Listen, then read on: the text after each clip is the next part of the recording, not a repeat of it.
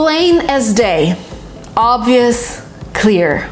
For me, it's plain as day that if you want to master your English, you not only watch videos, you not only talk to people in English, you also watch TV shows.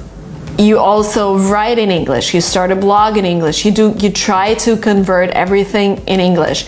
You try to do your daily activities in English, and this is the way you master it. I don't see it. Plain as day. Pull yourself together. Calm down and behave normally. Something happened in your life and you became nervous and you're acting really weird. Somebody can tell you, pull yourself together, stop it. Pull yourself together, Teddy. Pull yourself together. Sick and tired to be bothered and annoyed by something.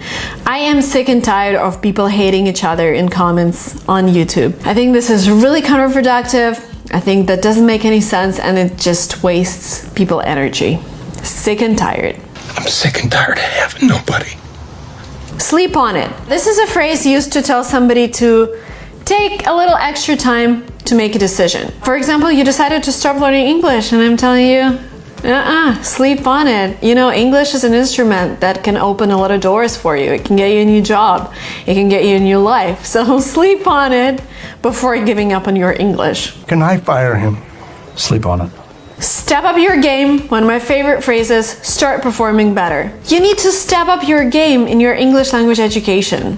You know, after this video, write a post on Instagram in English using a couple of these phrases. This would be the way to step up your game in your studying. You gotta step up your game a little bit here. Tip of the iceberg. An easily visible part of a larger problem. So if you make mistakes in present simple tense, that means it's just the tip of the iceberg, because probably you're making mistakes in other tenses and that's a larger problem.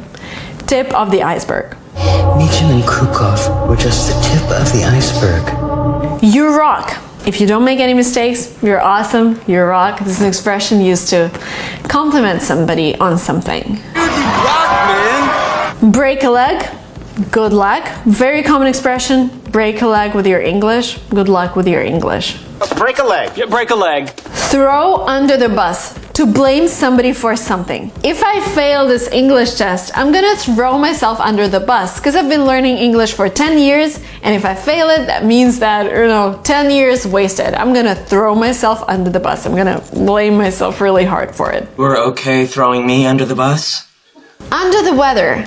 When you feel under the weather, it means you feel sick, you feel ill, but not like completely ill, not like down with the flu and stuff. The context here might be, do you want to go to the movie theater tonight?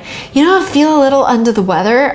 Do you want to skip? Do you want to schedule it for the next week? Yeah, heard you were under the weather. And the next phrase here that you can use, and next week let's play by ear, which means let's see how it goes. Let's not agree on a specific date and time. Let's just play by ear. I'm gonna text you on Tuesday and see how I'm feeling, and we'll decide on the exact date and time later on. You're right. Let's play it by ear.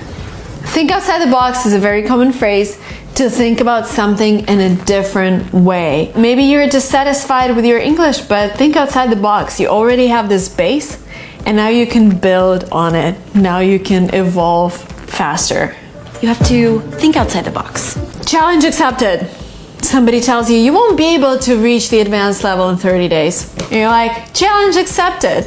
I'll take this course, I'll do my homework, I'll do other things in English, and I'll prove you that I can become advanced in 30 days. Challenge accepted. Right? Challenge accepted. In the heat of the moment. This means that the decision has been made when you were angry or too passionate about something, and you probably need to rethink, you probably regret it. Oh, I'm sorry, I made this decision in the heat of the moment. Yeah, I regret it a little. In the heat of the moment, I said some things I didn't mean. Make a long story short means cut the details and get to the point. Okay, so to make a long